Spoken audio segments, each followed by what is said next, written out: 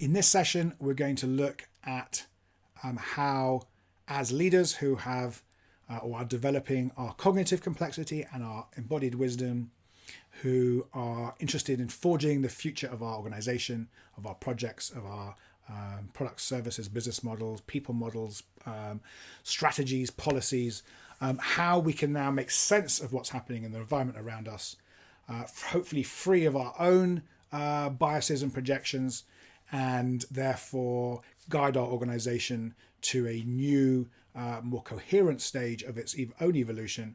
And that's through something called sense making, making sense of complexity, chaos, uncertainty, and change so we can act in it. Now, remember that crises like the COVID pandemic amplify and accelerate, and I use this term, what's already breaking down and what's already breaking through. So, what we're looking for when we're sense making is an understanding of what's becoming less valuable because it's no longer fitting the environment, and what's becoming more valuable because it's fitting the future better. So for example, online shopping fits the future better for most people than having to go to a massive out-of-town store. Not for everyone, but for the future, that seems to be where things are going. So what's breaking down is big out-of-town stores. What's breaking through is online convenience, app-based convenience of delivery. That's an example. But you could have seen that. I saw that over 15 years ago. That was already, that weak signal of the future and the present was already there. You could always see that breaking through if you had the eyes to look, if you could see. We've also got another crisis. Right now, we're in the middle of a climate crisis. And again, that's accelerating and amplifying what was already breaking down. Companies not reporting their environmental and social impacts. That's been going on for 40, 50 years. If you look back at the environmental movement, it was already there. The writing was on the wall many, many years ago. It's just becoming more mainstream now. And what's breaking through is, for example, purpose at the heart of business. I've been talking about purpose in business for 17, 18 years. And, this is not a new concept. It's becoming more mainstream. So looking back at the transformation curve, how it works, just to remind you, we identify a problem guided by our purpose. That's how at the beginning of where transformation as the transformer developmental stage starts to look at problems through the lens of my purpose as an individual, as a team, as an organization. So I'm going to choose problems that matter. I'm then going to look at systematically disrupting the rules of the old system, looking for assumptions that no longer fit. I'm going to spot what's breaking down and breaking through, seeing what's going away, what's becoming more valuable. And then I'm going to design new breakthrough ideas with insight. I'm going to implement, repeat. So we're now in this stage where we're looking at what's breaking down and what's breaking through. We're trying to understand where the future is emerging live in a system that's emerging live, whilst we're emerging as leaders live, and our teams are emerging as a collection of individuals who are emerging live. So there's so much aliveness, which is great, and adaptation and evolution. At the same time, if our mindset is, well, this is my business model, this is what I do as a leader, this is how I get efficiencies to occur, it's really difficult to allow all this emergence to exist and to keep updating our thinking and our beliefs. So, to cope with this complexity, we know we have to improve our sense making and then our decision making. And we'll look at that in a different session. So sense making as a concept was introduced, I'm going to say 30, 40 years ago at least. I was very lucky to study with some of the early pioneers of the sense making, scenario planning, futures community. And it's a way of structuring the unknown so we can act in it. So we have to be able to think what's going on. We have to have a map or a model, a frame, a lens. We have to see things so before we can act in them effectively. Otherwise, we're just acting based upon best practice, past habits, outdated assumptions, and it's going to be a fail. And then once we act, we want to also test how the app's working through, how our map lenses are working based upon whether what we do is working. We want to keep getting new data, both quantitative and qualitative, about how what's happening, what's occurring. We want to talk about stuff as well, and there's some other things we can do. We'll talk about around insights in another session. And then we want to refine our lens, our model, our thinking, abandon it, create a new one. And of course, there are lots of different lenses to look through. And that's one of the great things about being a transformation leader, is that you want to hold lots of different lenses, not just the one. How do I make money using this old business model? You want to have multiple lenses, so you can go, let's look at through the millennial lens. Let's look through the purpose lens. Let's through the environmental impacts lens. Let's look through the innovation lens. And so you start to create multiple ways of seeing the same complex reality. Now, we can do this sense making because we have a brain and a body which is amazing at making meaning of things. So remember, one data point means nothing.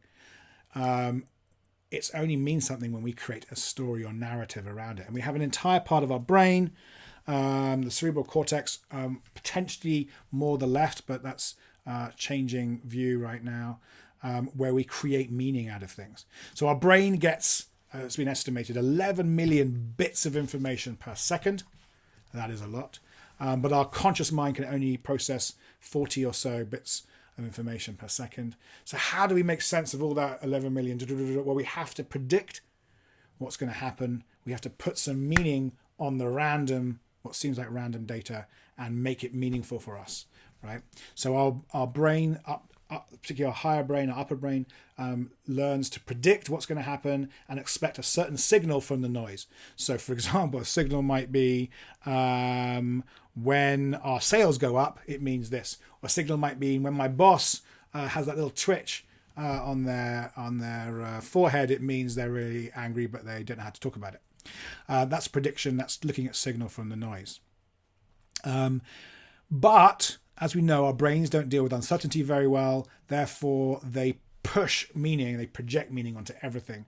We find it very hard to go, I have no idea what that data point means. I have no idea what this trend I'm seeing means. We don't like that. We haven't been trained to say I don't know what it means, but we also have a brain that wants to make meaning out of everything. And we make stories up about everything. So when I was studying science, when I was 12, 13, I was told nature abhors a vacuum. And what I teach leaders is human nature abhors a vacuum of meaning. We cannot handle meaning, so we will suck meaning into a space as quick as possible. So with lots of research in meaning making, just a few of the interesting bits to share with you. Scientists have done lots of experiments with amnesiacs, people who have split brains because their corpus callosum has been split through their two hemispheres. So you can show different hemispheres, different things through the crossing of eyes, different parts of the brain. The one part of our brain does the left side and the right side. And from that, we've shown that people will make up a story, even if they have no idea how something's happened or why they're doing something, will tell a story about it. If you then expand this research into, say, political parties, there's been some research where if you give people an idea that came from one party, and you say it came from the party they support, they like it. If you then say it came from the party they don't like it. And then you reverse that with people from the other party, whether Democrats, Republicans, Labour, Conservatives in the UK, or wherever it is. We like things that come from people or ideologies that we have made meaning that is positive for us, good for us, that emotionally are right and good. But meaning can also serve us really interesting. So if you look at Vietnam veterans who have PTSD, those that have learnt to make a positive meaning, an empowering meaning, like got something from this. There was a silver lining from this, from my development, from my emotional development, from my cognitive development, whatever it is for them, they actually have a reduction in their PTSD symptoms. But by the same token, if we've made something mean something and someone then tells us we're wrong, we actually discount what they've said even more. We don't just go rationally, oh, that's interesting data. Let me update my meaning right now. So, for example, if you've got climate change skeptics or vaccine skeptics, and you just give them loads of more data and say, look, I'm proving using science that you're wrong, using reason that you're wrong, that actually most people will tend to double down even more on their emotional meaning system and reject it, whatever you say, called the backfire effect, which is really helpful if you're leading transformation and some people aren't clear that it's good for them and are worried about losing status, power, etc. It's all meaning, including losing their sense of meaning for where they live and their community and their locality. And because we're always vigilant for threats, we're often always looking for meaning that can be seen as a threat to us, which is why we often react to people and project our frames onto them and go, oh, they were trying to hurt me. We take things personally, we make things mean that someone didn't like me or I'm wrong, rather than, oh, they just don't want to come to my birthday party. Fine. And so we're usually looking for meaning which creates a threat response to stay safe, rather than, what future signals of the future are happening to me right now as a leader that might mean I have to reject my old business model and everything I know already. That's a very specific form of leadership capacity that's very challenging unless we develop ourselves to be innovators, transformers, so we're emotionally able to open up some of those complex trends that might mean we have to give up a lot of our stability and our sense of certainty from the past. So without more and more awareness, emotional and intellectual awareness, we see the world as we assume it to be rather than how it actually is.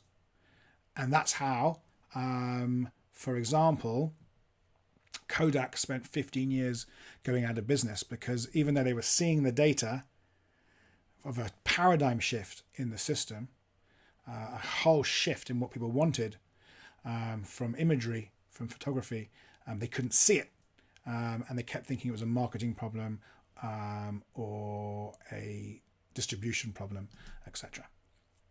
So we have what we call selective perception and distorted interpretation. Do you remember that quote from that professor who studied 50 smart managers, and the reason why they fail is because of delusion and mistake and arrogant attitudes that keep those mistakes locked in. So just an example of how important this stuff is from history. There's a story that a captain of a Navy vessel, a US Navy vessel, was around Pearl Harbor, was monitoring the safety of Pearl Harbor at the Second World War. And the day of the attack of Pearl Harbor, they'd found a Japanese submarine or an alien enemy submarine, and they tried to hunt it down. And they were finished that mission, and they were going back to Pearl Harbor, the port, and they heard all the explosions of Pearl Harbor being attacked. But their sense-making frame, their meaning-making frame, was still in a peacetime. And so the captain said, oh, they must be, blowing up the road to do some building works, rather than a wartime lens sense-making frame, which is, oh, we're under attack, even though we've just had a strange encounter with a submarine that isn't every day. So we can discount signals that are even weak, strong signals of the future, World War, in the present, because we are using an old frame, which seems ridiculous now, right? But this captain was not a stupid person. They were smart, right? Otherwise, there wouldn't be a captain on a US Navy submarine, I imagine. So one of the frames that we use is the 3D Futures framework. It's a way of simplifying complexity into some form of coherent thought that allows us to take action. So rather than looking at 10,000 trends, we are looking to put everything into 3. Not because it's true, not because it's right, but because it helps us make sense of things quickly and make an act. If we find the framework isn't working, we evolve it or get rid of it. So we've got digital technologies, connective exponential tech. We've got disruptive people, human needs changes, attitudes, desires are changing. And then we've got these systems that are broken. Our mental health systems, our overwhelm, burnout, long COVID, diabetes, heart disease, through to our social systems, inequality, lack of trust, conflict, culture wars, right through to ecological systems with food issues in the food supply, issues in the water supply, issues in energy, with prices exploding, etc., etc. The challenge, so these are some of the specifics within these that we can put in, and we can then help us put, now we've added a layer of complexity, but still keeping some simplicity. So Einstein said everything should be simple, but no simpler. There's no point flattening everything down into, well, nothing's really changing, just 3 things. We want to have some complexity, but we also want to keep things as simple as possible and be economic with our explanations and our maps. Sense making is most often needed when our understanding of the world becomes unintelligible, where we can't see things the way we used to because of the best practice from the past. This occurs when the environment is changing rapidly, right now, presenting us with surprises for which we are unprepared, or confronting us with what we've been calling transformational challenges rather than technical problems to solve.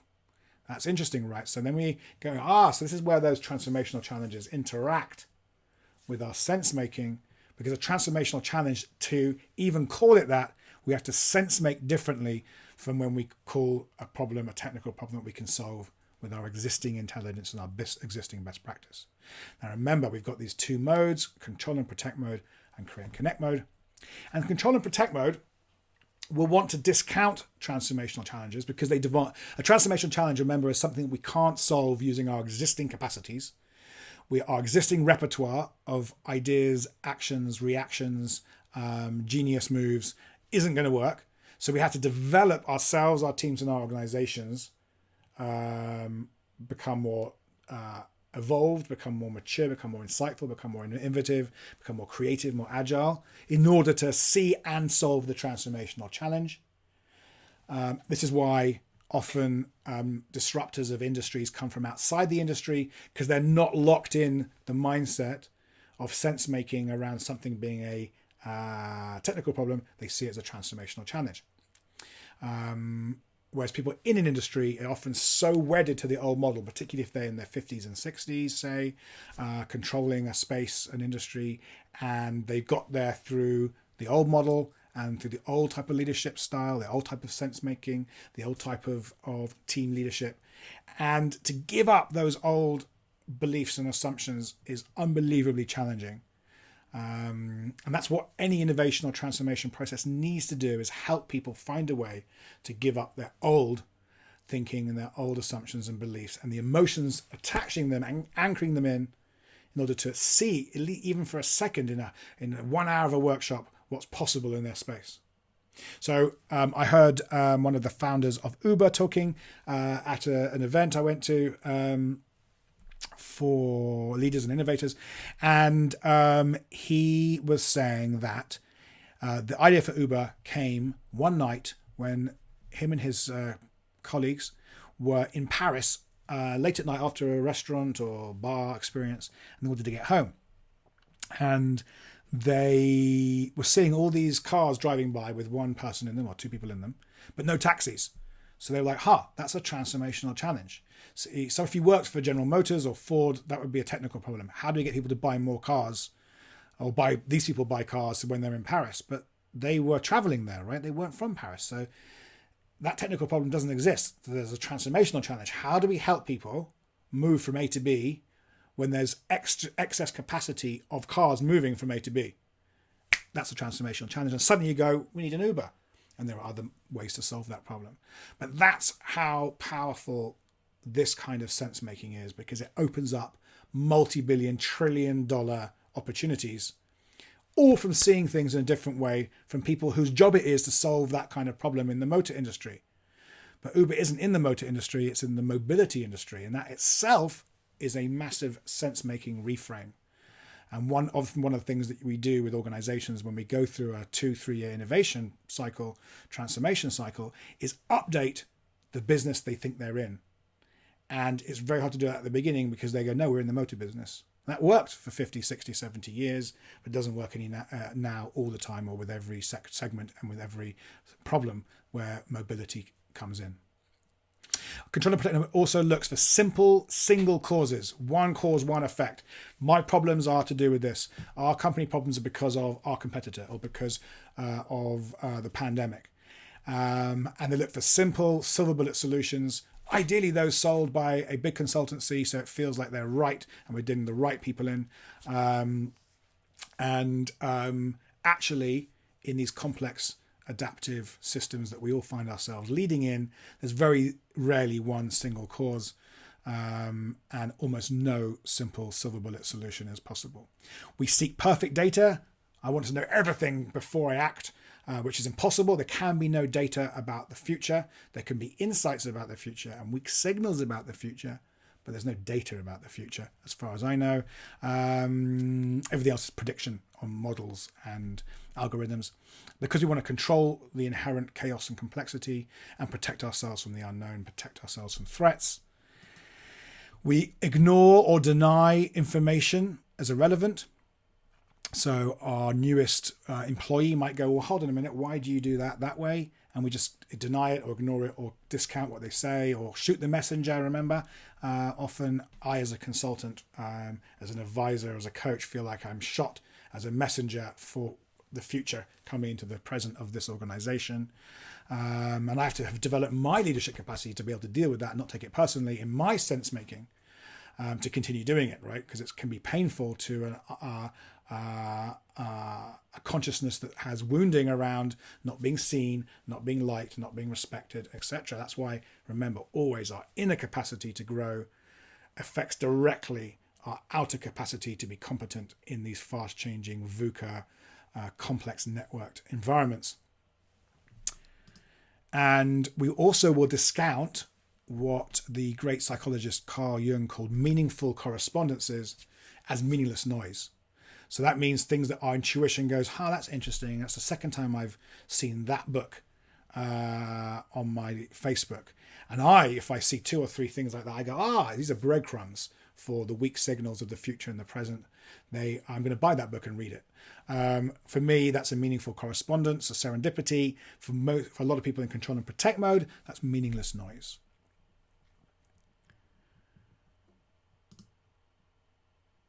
And then the problem is our box. Remember, the box is our useful protective patterning that keeps the world safe and structured, meaningful in our old paradigm, and helps us cope with life and deal with management issues and business issues. And then we recruit other people into our company who have a similar box. It distorts our sense making.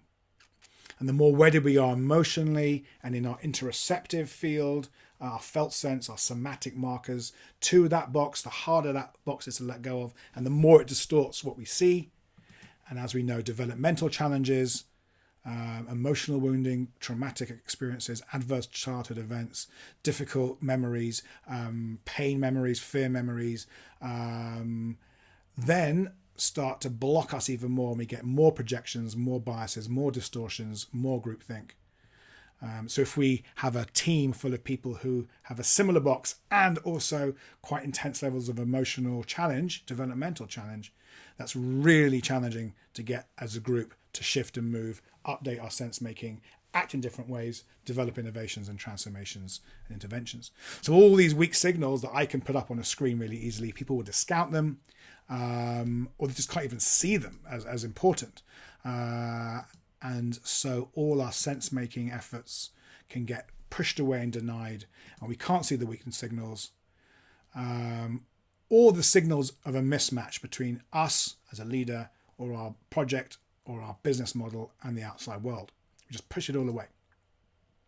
And that's what happens when we avoid, repress, deny, and ignore growing challenges, growing signals of a mismatch. Nothing good or right, remember, it's just a mismatch of the environment. We're not co-evolving with our ecosystem. We are blocked, and the ecosystem is going one way, and we as an organization are going a different direction. So the mismatch occurs. So there's employee churn, there's customer churn. We put loads of effort for very little, rewards in terms of growth, et cetera, et cetera, et cetera.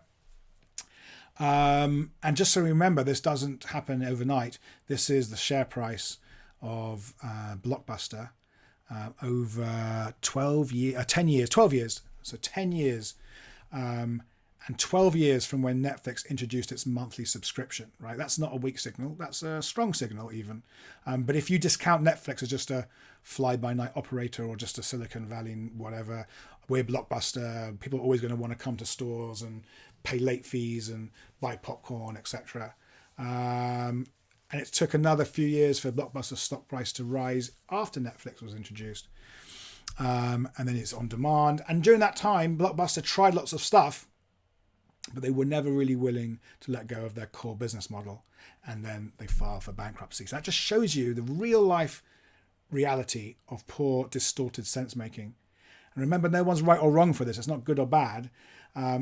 It's just how our brains work. If we're emotionally anchored into a certain frame, a certain lens. It's really hard without emotional maturity, emotional granularity, without upgrading our consciousness to even see that that's happening, let alone then see what the future might hold and be part of creating it as an organization and as an industry.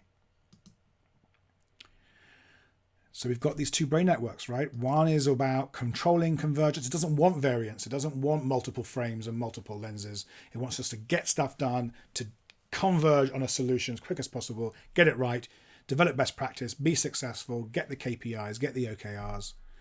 But we also all have this other brain network, the default mode network, which opens up divergence, allows us to ask questions, to challenge, to provoke our thoughts, to be provocateurs, to be daydreamers, to imagine and then have insight into what my future might hold. But we have to cultivate that capacity, particularly if we've been calibrated over through education, through our parenting, through our management training, to prioritize convergence, control, solutions, technical problems over our careers. If we do allow ourselves to open up, we allow ourselves to expand our sense making, and then we can find what's called coherence with the complex adaptive system of our market, of which our organization is a complex adaptive system. Just our team is a complex adaptive system, because you've got 10, 15, 20 people, all with hearts and brains, which are also complex adaptive systems, bodies and minds, which are complex adaptive systems that are working together with all sorts of visible and loads of invisible, below the radar, emotional, cognitive and behavioral distortions and dysfunctions. So if we upgrade our sense making, which takes a lot of conscious choice to do that, we can find coherence when one, ideally more than one, of our lenses or maps makes sense. So when I got to the 3D Futures framework, after doing sense making and futuring for years, I got some coherence. Doesn't mean it's true, but it means it's useful. It somehow does have coherence with what's happening in the world. Otherwise I would have got rid of it by now, and I wouldn't teach it and put it in books. So let's look a little bit more at the heart, hara, head and hands, right? Because that's what's making sense of things. We've got felt senses in our hara, in our guts, viscera, with the vagus nerve, remember, traveling up. Most of its fibers, 90% of its fibers are going up the body, not down from the brain, like I was taught at med school, taking information from our gut, whatever's happening right now, up to our brain, insular cortex, gets processed with top-down thoughts from our meaning-making cerebral cortex, which is predicting and explaining and projecting meaning onto everything. And between those two, we get some kind of sense-making of what's occurring right now, and then we can act. And some of that's very quick, some of that can be deliberative, reflective, and explorative. But that's our choice to make sure it is. So let's look at these 4 H's again. So this is the line above the head is where we then take action. And by the way, I'm not saying that we feel something, then we have a sense, then we feel emotion, then we think, and then we act. It's just that our rooting is always our felt sense, embodied reality, our heart rate variability, our breathing, state of our breathing, our state of hunger, state of anxiety, and many other three-dimensional experiences of our bodies in three-dimensional space-time or four-dimensional space-time. And then we also have this emotional layer and a belief, assumptions, ideas layer, and then we take action. So these 4 H's is a coherent sense-making tool. It matches brain science pretty well. It matches neuroscience pretty well. It also matches the wisdom contemplative traditions pretty well. It's not true. You can't really define these things differently. Yes, it has some truth in it. And what it's really helpful for is learning how to master ourselves, and then we can discount it. So let's have a look at what some of the forms of knowledge we might have access to inside this complex adaptive system in our hara, heart and head particularly. So in the control-driven function of control and protect mode, which again is another sense-making tool, we have instinct. So instinct I would define as an urgent survival information from our guts that something is wrong and we need to fight, flee, fawn, freeze, and there are other F states. It's very loud, it's very sudden, and its number one thing is to survive. What's a threat? Get out of the way or fight it. when we go into a more nuanced state of control, we're not feeling threatened so much. We start to get really interested in information, in knowledge, in learning, in data. This is the realm of big data and small data. So we're at the realm of quant studies, surveys, large research projects, PhDs. And then we pass the data with our most rational minds, with as few biases as possible, as dispassionately and objectively as possible. We analyze and we put together a meaning, a model, a hypothesis, a theory. Beautiful. This is really how the scientific method evolved from our very coarse instinct-based survival techniques, which also then can cloud our intellects. And if we do have a two modes of consciousness model, which I've been working to show you and explore with you, which I think is very useful, then, well, what happens on the other side? What happens in create and connect mode, in default mode network ways of operating in that form of consciousness? Well, instead of instinct, in our viscera, we get something we might call intuition.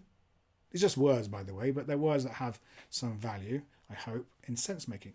So an intuition I would describe or define as a quiet, no less urgent than instinct, but quiet, subtle, not coarse and loud, quiet and subtle, sense that not something's wrong, but actually something's right, and there's something here that can bring about more creativity, more connection, more harmony, more coherence, more fit with the world. Very powerful sense.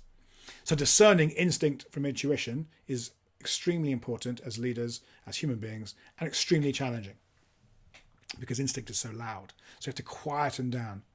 Insight is a bit like information, but rather than looking for objective, quantified data, we are more interested in subjective or intersubjective, qualitative insight.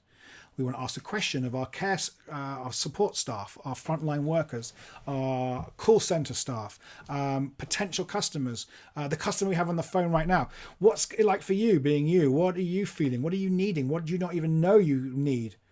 Which is why I was an early pioneer in anthropological forms of insight. So you're not even just asking people in surveys or focus groups or interviews. You're actually studying, observing, exploring their world for things that they don't even know themselves they're doing, or they need or want, or are afraid of or upset about. All forms of insight. And then in our minds, we can envision new models, creative ways of doing things, of an entire system. I believe there's going to be an electric car that can go from 0 to 10 in extra amount of time and be under 30,000. Oh, wow. No one else believed that at the time, or no one else took action. That's an amazing imaginative capacity. And our imagination is really an amazing mystery. And I wrote in my first book, Switch On, about many brilliant innovators and artists who have deep dived into the mystery of intuition, insight, and imagination. Now, of course, these are all interlinked. There's all sorts of these things happening together, and then we make sense of it, and then we take action. So discerning the different 6 I's, which is the Gem 6 of biotransformation theory and practice, discerning the 6 I's from our own delusions, projections, fixations, obsessions, is a lifetime journey. And I'm on that journey. And trying to sense into each of these is really helpful to do. So, engagement, self-reflection point. What intuitions, insights, or imaginative ideas might be trying to be heard in your mind and your body, because it's visceral upwards as well as top down, if you're quiet? So my invitation is for you to be quiet for a few minutes and sense beneath the urgency to do this and do that and get this done and avoid this, what might be seeking to be heard, seeking to emerge, that might help you fit yourself and your projects better with the world to create more thriving, more regeneration, more connection.